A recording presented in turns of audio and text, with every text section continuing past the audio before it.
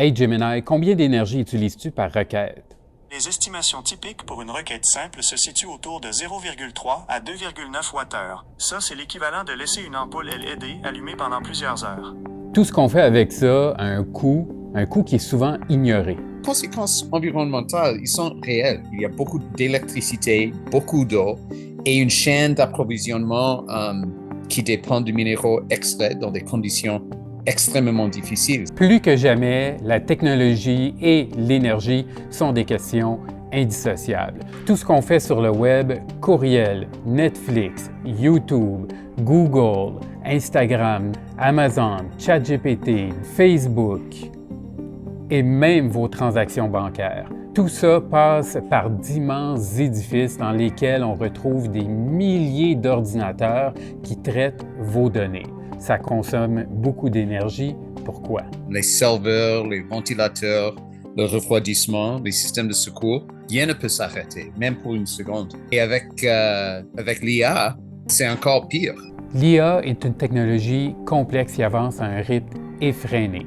Les centres de données deviennent donc une industrie de plus en plus gourmande en énergie.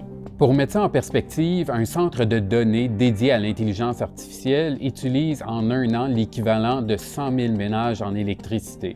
Ça, c'est l'équivalent de Moncton au Nouveau-Brunswick, de Terrebonne au Québec ou de Niagara Falls en Ontario.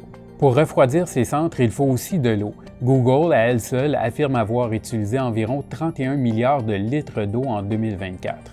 En comparaison, les réservoirs d'eau de Moncton combinés contiennent près de 17 milliards de litres d'eau.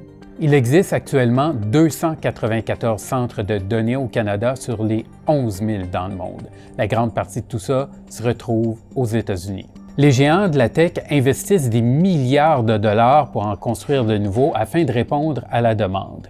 Selon plusieurs rapports, les besoins en énergie vont plus que doubler d'ici 2030 pour les centres de données liés à l'intelligence artificielle aux États-Unis seulement. Plusieurs compagnies viennent donc cogner à nos portes.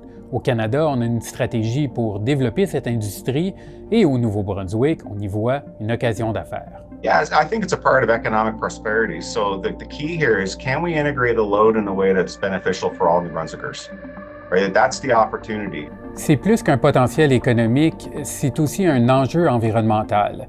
Lorsqu'on fait une requête à l'IA, ça consomme 10 fois plus d'électricité qu'une simple recherche Google.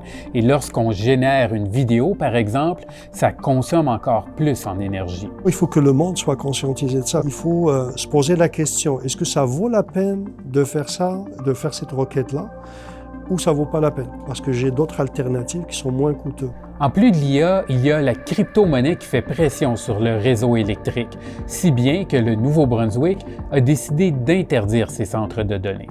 Pour moi, crypto, c'est pas du tout soutenable. C'est pour gagner de l'argent. Et pour l'IA, il y a des avantages, il y a des désavantages. L'enjeu de l'énergie est si grand que Meta, Google, Microsoft et Amazon ont décidé de lancer leur propre projet en énergie nucléaire. Des appels d'offres ont même déjà été lancés. Si les géants de la tech disent faire des efforts pour utiliser des énergies dites vertes, ils affirment qu'il reste encore beaucoup de travail à faire. Pour satisfaire cette demande, on a besoin d'utiliser tout ce que nous avons. Et est-ce qu'on a besoin de faire ça? Moralement, non, je ne pense pas. Mais c'est la demande du monde.